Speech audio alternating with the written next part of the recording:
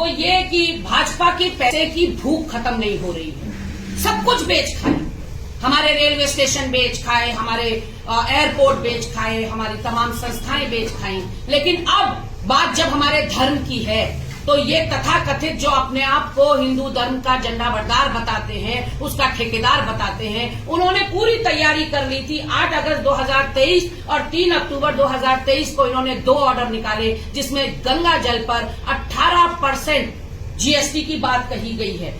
और आप सोचिए कि गंगा जल को बेचने की तैयारी ही नहीं हो गई थी, गंगा जल बिक रहा था। 250 मिलीलीटर की बोतल ऑनलाइन बिक रही थी 110 रुपए में, 210 में 2 बोतलें और 310 में 4 बोतलें।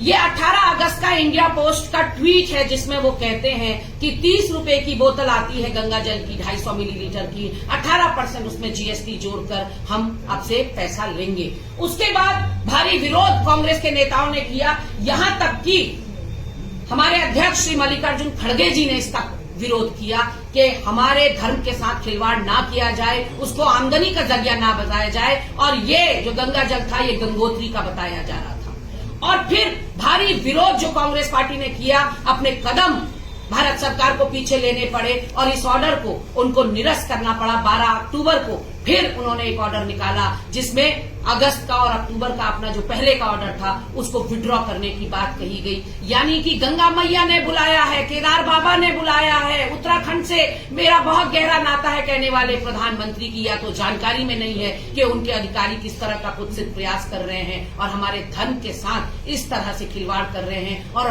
करोड़ों लोगों की भावनाओं को आहत करने का काम कर रहे हैं। अब जाकर ये फैसला वापस लिया गया है गंगा जल बेचने का। इस तरह का प्रयास निशंक सरकार में मदन कौशिक के द्वारा भी किया जा रहा था पर्यटन मंत्री के रूप में, और उस वक्त भी उत्तराखंड ने हल्ला बोल किया और निशंक को अपने कदम पीछे उठाने पड़े। और वही हमारी जीत है कि कांग्रेस पार्टी के मुखर नेताओं ने जब भारी विरोध किया तो गंगा जल बेचने पर या 18% उसकी जीएसटी लगाने पर अपने कदम भारत सरकार को पीछे लेने पड़े। लेकिन उनकी कुत्सित मानसिकता जनता के सामने लाना जरूरी था।